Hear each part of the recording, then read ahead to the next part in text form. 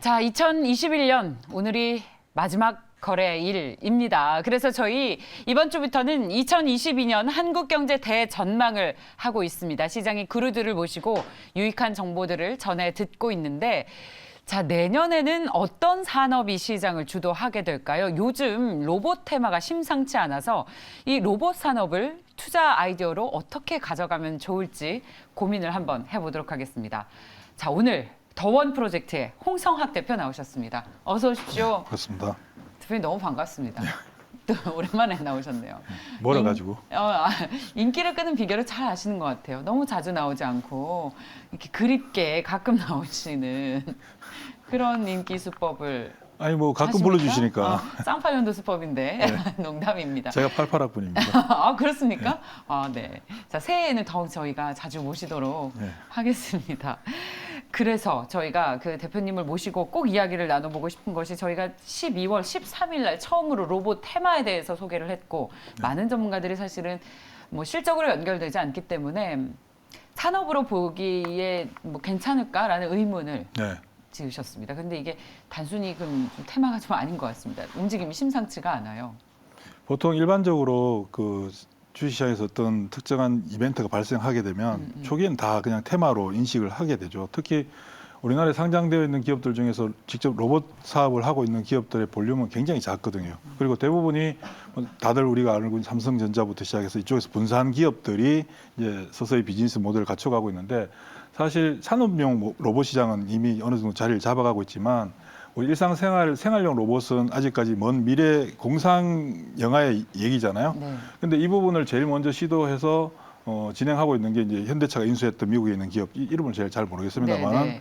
지금 이 이족 보행 사람과 거의 동일한 행동을 하는 어떤 그런 맞습니다. 회사 인수했고 그다음에 네. 테슬라가 지난번 그 발표회 때 로봇을 발표했죠.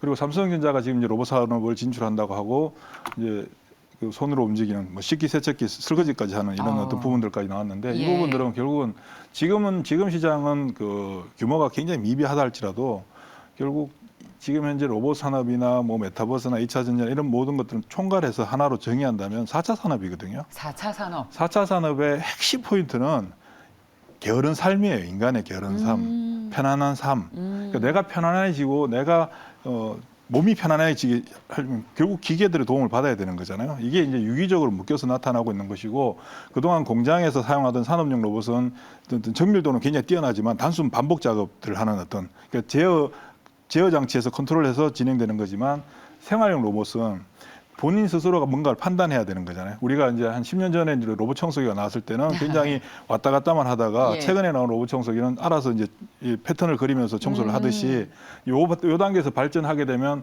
우리 일상생활 속에서 할 수 있는 다양한 일들을 로봇이 대신해 주게 되는 것이고 이 부분들이 결국은 이제 4차 산업의 핵심으로 이제 가게 되는 거니까 삼성전자 같은 경우가 우리 90년대부터 지금까지 삼성전자의 그 사업 내용을 쭉 살펴보면 시대에 가장 적합한 비즈니스 모델들을 4, 5년 전부터 이미 이제 사업화 시켜서 새로운 사업 포트폴리오로 만들어 나갔던 경험들을 갖고 있잖아요. 예. 그러니까 삼성전자가 지금 현재 사실 삼성전자 사업 포트폴리오 중에서 반도체는 잘 나가고 있는데 핸드셋 부분은 사실 조금 정체되어 있는 어떤 부분들이죠. 한때는 반도체보다 매출이 월등히 더 컸던 게 핸드셋 쪽인데 지금은 이제 핸드셋 쪽이 많이 죽어 있으니까 상대적으로 이 부분을 커버하는 어떤 새로운 모델들이 발생해야 되겠죠.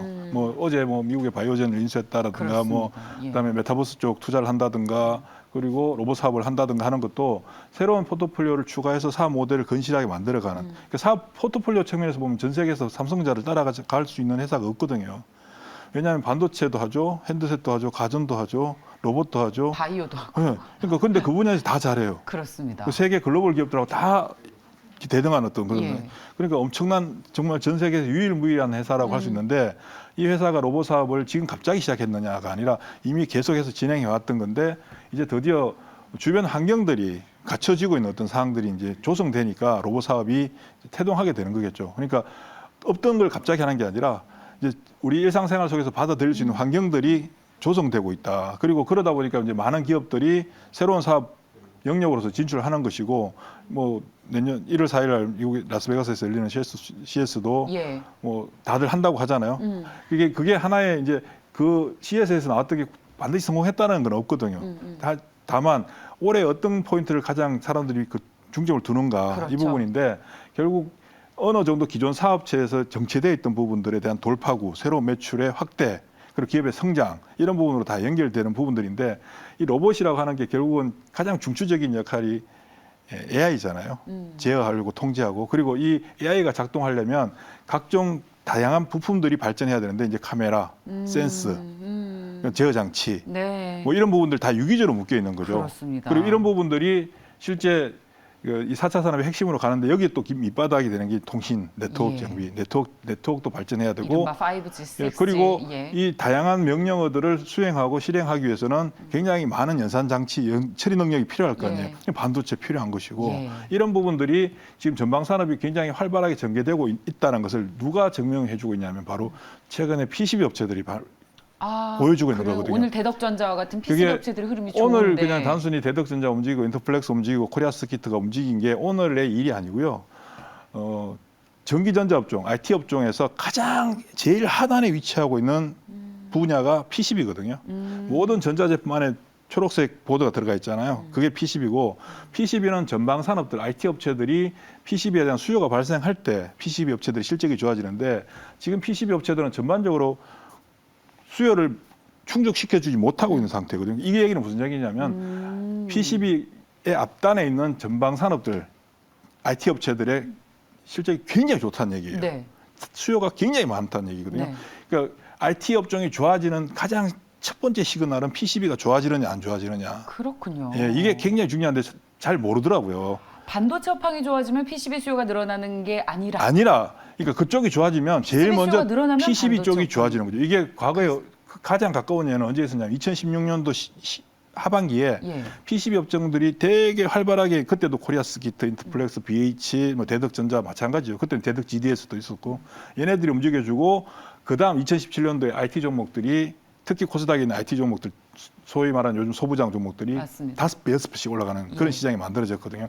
지금 그때 상황이 지금 11월 달 지나서부터 그 현상들이 나타나주고 있어요. 이 얘기는 무슨 얘기냐면 우리는 삼성전자라고 하는 엄청난 회사 주가가 1년 동안 굉장히 압박을 받아왔고 압박을 받은 가장 큰 이유는 뭐 회사 실적이 좋네 나쁘네 이거는 말이 안 되는 소리고요. 기본적으로 수급 구조가 꼬여 있었던 거죠. 개인들이 너무 많이 가지고 있고 외국인들이 안 사주고 국내 기관들은 돈이 없어 못 사고 그래서 개인들이 물려 있다 보니까 주가는 압박을 좀 받는. 네네. 왜냐하면 개인들은 조금만 올라면 팔고 또 좀 빠지면 사고 계속 이 행위를 1년 동안 반복했잖아요. 그래서 8만 원을 못 올라가잖아요. 그런데 최근에 이제 지난 10월 초부터 외국인들이 환율에 반응하지 않는 스탠스를 그렇죠. 보여줬고 11월 네. 달부터 사러 들어오기 시작하는데 최근에 환율이 1190원, 1120원 근접해도 외국인들이 매도하지 않고 매수하는 모습을 보여줬거든요. 맞습니다. 이거는 어떤 관점에서 접근하는 거냐면 펀더멘탈한 측면에서 기업들의 소위 말하는 내재 가치라기보다 회사의 기본적인 밸류에이션이 굉장히 싸게 거래되고 너무 있는 싸다. 상황이니까 한국 주식을 그냥 사러 들어오는 거고 한국 주식을 사러 들어오는데 제일 1순위가 삼성전자 아니겠습니까? 삼성전자, SK하이닉스 뭐 이런 종목들이니까 이 종목들을 사러 들어오면 국내 기관들은 외국인들 또 추종하는 매매를 하게 되고 또 특히 국내 기관들이 작년 11월 달 이후부터 주식형 수익증권 잔고가 80조가 깨졌다가 지금 95조까지 올라왔거든요. 한 15조 정도가 1년 사이에 돈이 늘어났어요. 돈이 늘어났으니까 사러 들어올 거 아니에요. 뭘 사야 되느냐? 일단 큰 거부터 사는 거죠. 그렇죠. 그러니까 큰 거 삼성전자, 하이닉스 이런 종목들을 외국인이 사러 들어오고 국내 기관들이 같이 동참해주면 개인들은 팔 것이고 개인들은 팔게 되면 그 돈이 시장을 예. 빠져나가느냐? 예. 안 빠져나가죠. 예. 시장에서 다른 종목으로 가야 딴 거 되는데 사야죠. 삼성전자보다 들고 있다가 지겨웠는데 삼성전자처럼 지겨운 주식을 또 살 것인가? 아니라 좀 더 변동성 있는 종목을 찾아가야 되는데 변동성 있는 종목들은 삼성전자보다 작은 회사들이죠. 네. 근데 작은 회사들 중에서 아무거나 살 수는 없는 거잖아요. 근데 문제는 뭐냐면 특히 IT 하드웨어에 위치하고 있는 반도체 소부장이나 OLED나 핸드셋이나 IT 부품 종목들은 기본적인 내재 기업의 가치들이 굉장히 탄탄해요. 그러다 보니까 이미 기존의 외국인과 국내 기관들의 포지셔닝, 지분 포지셔닝이 잘 구축이 돼 있어요. 그러니까 주가가 좀 올라면 누군가 팔아버리고 좀 빠지면 사러 들어오고 되거든요. 그러니까 주가가 뭐 예를 들면 제약바이오나 메타버스나 게임주나 이런 것처럼 높은 변동성을 보여주지 못하는 대표적인 종목들이거든요. 네. 이 종목들에 대한 기대를 가지고 있는데 사면 안 가고 팔고 나면 또 올라가 버리고 이런 현상들이 계속 반복되거든요. 근데 이 반복되는 현상들 속에서 어떤 일이 발생하냐면 얘네들의 주가가 한 단계 더 치고 갈 수 있는 상황들이 현재 시장에서 조성되고 있다. 왜? PCB가 뒤에서 밀어주고 있고 PCB가 밀어주는 것은 앞에 전방 산업이 너무 좋다는 것이고 전방 산업이 좋다는 얘기는 얘네들이 실적이 정말 좋다는 얘기거든요. 이제 금리 인상 올 1년 내내 시장을 압박했던 게 금리 인상이라고 하는 주제였잖아요. 근데 이제 금리 인상 시작되잖아요. 내년 돼서 코로나도 어느 정도 이제 익숙해진 상태. 오미크론도 막 문제다 했더니 별거 아니다. 그냥 독감인지 오미크론인지 잘 모르겠다라고 하는 그런 상황이 되기 때문에 코로나도 시장을 압박하는 요소가 안 되고 금리 인하는 이미 물 건너간 거고 금리 네. 인상을 모두가 받아들이는 상태잖아요. 예. 그러면 시장에 있는 시장 참여자들은 그렇다고 이제 금리 인상하니까 우린 주식 그만두고 팔고 떠나자 하면서 다 떠나나요? 돈은 그대로 시장에 있는 거예요. 그럼 이 돈들은 어떤 관점에서 접근하느냐? 금리 인하 때 유리하거나 금리 인상 때 유리한 게 아니라 지금부터는 본질적인 진금 게임을 하게 되는 거죠. 주식시장의 본질은 뭐냐 하면 바로 경기와 기업의 실적이거든요. 지금 유동성 장세에 있을 때는 어떤 이슈가 중요하고 돈에 의해서 주가가 움직일 수 있지만 본질적인 부분으로 딱 들어갔을 때는 핵심적인 건 기업 실적이거든요. 실적 좋아지는 쪽에 대한 시장 참여자들의 접근, 자금들의 접근이 이루어지게 되면 그동안 삼성전자 때문에 억눌려 있던 기업들, 중소형 전기전자, 네. 소부장 이런 애들이 툭툭툭 치고 가는 역할들을 하게 되는데 뒤에서 누가 지금 밀어주고 있냐면 PCB가 밀어주고 있거든요. PCB가 쫙 밀어주고 있으면서 앞에 반도체 소부장 애들이 밀려서 올라가는 상황들이 만들어지게 되고 얘네들이 시세가 한 단계 레벨업 되면 기관들과 외국인들도 따라 들어오게 되고 개인들도 삼성전자 판 자금들도 이쪽으로 같이 가게 되는데 얘네들이 그냥 IT 하드웨어로 연결되는 끝나는 게 아니라 IT 하드웨어, 반도체 소부장, OLED, PCB, 핸드셋 연결되던 게 로봇으로 연결되고 그게 디지털 컨텐츠 쪽으로 가면서 게임, 인터넷, 메타버스 이거 뭐 쪽으로 다 연결되는 거거든요. 이게 전부 다 포괄해서 4차 산업이다. 초연결 사회의 투자 지도가 쫙 예, 그래서 그려지네요. 이게 뭐냐면 내년도 시장의 핵심적인 포인트는 이제 성장, 좋은 회사, 돈 잘 버는 회사. 다른 말로 하면 그냥 한마디로 성장인데 성장을 누가 하느냐. 지금 배가 뭐 수주를 많이 한다고 하지만 폭발적인 증가는 안 되는 거잖아요. 그렇죠. 예. 석유화학 유가가 뭐 최근에 68불까지 떨어졌다 다시 73불 올라왔지만 화학회사들의 실적이 점프업 될 수 있는 상황이냐? 아니라고요. 고만고만한 실적을 보여주는 회사들은 고만고만한 상황에 놓여 있지만 점프업을 할 수 있는 실적을 보여주는 회사들의 주가는 굉장히 크게 밀려가거든요. 그게 이제 거기에 핵심적인 게 올해 먼저 움직였던 게 2차 전지고 메타버스고 이게 잠시 쉬어가는 사이에 로봇이라고 하는 게 툭 나온 이유가 뭐냐면 이야, 단순히 삼성에서 로봇 사업을 한다고 해서 들어오는 게 아니라 시장 참여자들이 수익에 대한 욕구 뭔가 돌파구를 찾고자 하는 그런 갈망들이 굉장히 많다는 얘기예요. 그리고 지금은 우리나라 주식시장 역사적으로 개인 투자자들의 자금이 가장 많은 시장이거든요. 올해 한 해 순매수 금액이 100조가 되는데도 아직도 고객이 64조가 있잖아요. 특히 삼성전자에 40조 정도 들어간 자금들이 삼성전자가 지금부터 순차적으로 상승을 하게 될 거고요. 순차적으로 상승하는 가운데서 개인들의 자금들은 계속 이탈하게 되는데 그 이탈하는 자금들은 고객의 애탁금으로 짓게 되는 것이고 얘네들은 이 돈들은 결국은 좀 더 변동성이 크고 좀 더 성장성이 높은 종목들 쪽으로 시장에 관심이 모여가게 되면 추종하게 돼요.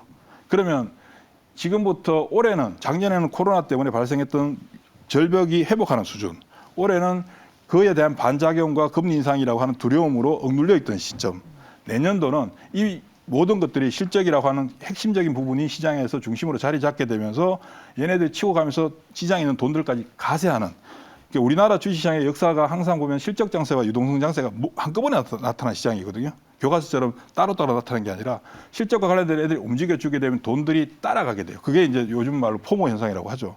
그래서 대중들이 돈을 버는 시장이 만들어질 가능성이 굉장히 크다, 내년도는.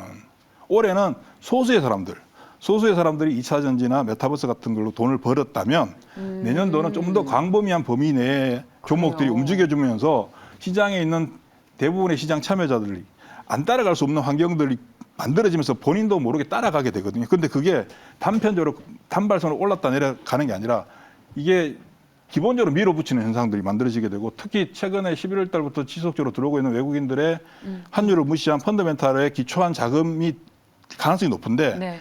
이게 만약에 진짜 펀더멘탈에 기초한 자금으로 유입되는 거라면 얘네들 한 1년 이상 들어오게 돼요. 한 1년 이상, 한 20조 이상 사러 들어올 거예요. 그럼 20조 이상 외국인들 사게 되면 국내 기관들 최소한 10조 이상 사게 될 것이고 30조 정도의 개인 자금들이 현금화 될 거고 이 자금들은 당연히 다른 주식을 사게 되는데 뭘 사느냐? 삼성전자처럼 시가총액 500조짜리 회사를 사는 것보다 1조짜리 500개를 사게 되면 주가에 미치는 영향이 월등히 커지는 거죠. 그런 현상들이 내년에 발생한다. 야. 그래서 내년도는 대중들이 전체가 굉장히 기분 좋은 어떤, 물론 여기에서 제약바이오나 산업재들, 예. 철강금속, 기계, 화학, 조선 전통 산업. 이쪽으로 가 있다면 그냥 단순히 주가가 안 올랐네, 많이 빠졌네, 가격이 싸네 해서 들어가 있으면 예. 그냥 그 상태로 계속 갈 수가 있어요. 오히려 내년부터는 계속 저평가돼 있는 상태로. 왜냐하면 저평가됐다는 평가를- 이유는 뭐냐면 성장을 못하기 때문에 저평가되는 예, 거거든요. 예, 예, 기본적으로. 예. 성장을 한다는 얘기는 돈을 내가 가진 돈에 대해서 돈을 잘 번다는 얘기니까 이게 바로 이제 ROE를 표현하면 고 ROE가 되는 것이고 우리가 얘기하는 꿀뚝주들 같은 경우는 굉장히 내재 가치는 높고 PBR은 낮죠. 1, 2화의 PBR을 보여주지만 ROE 또한 굉장히 낮거든요. 예. ROE가 낮다는 얘기는 주가가 리레이팅을 보여줄 가능성이 거의 없다는 얘기예요. 그럼 내년도는 고 ROE가 점프하는 회사들의 주가 리레이팅이 굉장히 크게 나타나는데 얘네들은 로봇주들도 마찬가지죠. 네. 지금 실적이 거의 적자들이거든요. 뭐 로봇스타도 마찬가지고 로보티즈도 마찬가지고 네. 그나마 SPG 같은 경우가 탄탄한 매출 구조를 가지고 있지만 볼륨은 굉장히 작다고요. 이런 애들이 점프업 할 수 있는 가능성은 정가율적인 측면에서 점프업은 훨씬 더 크게 나타나는 거니까 주가 리레이팅 또한 크게 나타나게 됐죠. 이런 부분들이 시장에 있는 사람들의 관심들을 다 받게 되면 IT 전반적으로 좋아지고 특히 우리나라 주식시장에 상장되어 있는 종목 수 중에 가장 많은 종목이 IT 쪽이거든요. 그렇죠. 그러니까 그게 통괄 해서 이제 ICT라고 IT 하드웨어, 통신 장비, 통신 네트워크, 그다음에 디지털 컨텐츠는 인터넷 게임, 미디어 이렇게 연결되겠죠. 네. 그리고 이제 자율주행과 관련해서 2차 전지, 자율주행 AI 쪽 같이 묶여 가는데 여기에 로봇이 들어가는 거고. 그러니까 총괄적으로 굉장히 좋은 구조를 가지고 내년에 재밌는 현상들이 시장 흐름이 나타날 수밖에 없을 거예요. 왜? 그 외에 다른 거에 관심을 가질 수 있는 게 없거든요, 지금 현재. 아, 우리 시청자 여러분들께 우리 대표님의 눈동자를 보여드리고 싶어요. 반짝반짝 빛나요. 청년처럼. 그래요? 이 얘기를 하는데 내년엔 정말 재밌는 주식시장이 펼쳐질 겁니다. 이러시는데 정말 그 기대감을 가득 가지고 계신 게 느껴집니다. 올해는 저만 좀 즐거웠거든요, 사실. 우리나라 주식시장에서 수익률이 정말 좋으셨죠. 저는 올해는 저희 굉장히 수익률 좋았는데 내년도는 맞아요. 올해보다 더 좋을 거다라고 저는. 그래요. 예. 저희는 내년에 개인 투자자들이 투자하기 어려운 환경이라고 늘 올해보다는 얘기를 쉬워질 했었는데. 겁니다. 근데 다들 지금 이제 그렇군요. 시장이 어렵다, 안 좋다, 뭐 부정적인 얘기를 많이 하잖아요. 네네. 그 부정적인 얘기는 원래 주식시장 역사적으로 항상 있어 왔던 얘기인데 예. 시장이 불안할 때 그 얘기가 더 크게 들리는 거거든요. 야, 저희가 사실 로봇 산업으로 시작해서 예. 지금 PCB 기판까지 갔습니다. PCB 쪽이 사실은 그냥 단순하게 예. 주가 올라가서 뭐 올랐네, 차트 얼마나 이게 중요한 게 단순한 아니고요. 게 아니고. PCB 업종이 움직인다는 얘기는 전기전자 업종 전반적으로 다 좋다는 얘기예요. 그게 제일 밑단에 있는 거니까. 심지어 그리고 내년에는 리레이팅 된다. 당연하죠. 1층, 2층, 3층, 4층. 뭐 저는 뭐 지수가 얼마 갈지는 잘 모르는 사람이지만 시장의 형태가 시장의 기류가 시장이 어느 쪽으로 방향을 잡아간다는 것은 제가 읽어내는 편이거든요. 아유, 예. 잘 알고 있습니다. 아, 그래요? 그러면 그렇구나. 어떤 반도체, 그러니까 결국 로봇 산업과 같은 실적 성장 산업이 내년 시장을 주도할 거고, 그리고 그 온기가 생각보다 넓게 퍼지고 우리에게 기대 수익률은 리레이팅이라는 생각지도 못한 높은 수익률을 줄 수도 있다. 특히 반도체 예. 소부장부터 시작해서 IT 하드웨어 쪽은 주가가 그 개별 종목들처럼 아주 변동성 높게 안 움직여져요. 그리고 얘네들은 백업을 해줘, 시장 전체를 백업을 해주면서 시장 참여자들의 심리적인 부분 안정감을 가져다 주는 역할들을 하게 되고요. 이 안정감을 가져다 주는 상태에서 넘쳐나는 자금들이 시장에서 변동성 큰 종목들 쪽으로 몰아가게 되거든요. 그게 지금 현재 쉬고 있는 2차 전지도 역시 아직도 2차 전지는 한번 큰 게 남았어요. 큰 게 남아 있고 그다음 메타버스 마찬가지죠. NFT 마찬가지고. 아직 남아 있습니까? 이쪽은 왜 그러냐면 우리가 주식 하시는 분들이 주식 시장만 바라보는데 주식 시장을 떠나서 밖을 한번 바라보세요. 요즘 그 소위 말하는 유니콘 기업들 스타트업 쪽에 돈들이 어느 쪽으로 돈이 몰려가고 있는가를 보면 맞습니다. 그쪽으로만 돈이 가고 있어요. 맞습니다. 그 이게 결국은 그쪽으로 돈이 간다는 얘기는 차후에 IPO에서 돈이 된다는 거잖아요.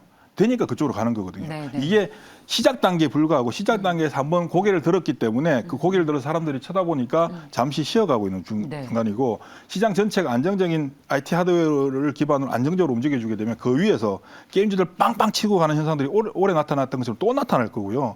메타버스 또 나타날 거고 2차 전지 또 나타날 거예요. 그런데 올해는 2021년도 시장이 어려웠던 건 뭐냐면 얘네들만의 움직임이었거든요. 근데 2022년은 IT 쪽 전반적으로 얘네들이 밑에서 받쳐주면서 가는 거예요.